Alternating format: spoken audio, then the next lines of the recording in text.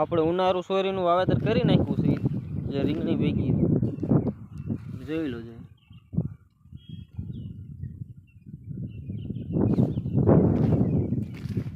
4 દિવસ થયા સોરી વાવી,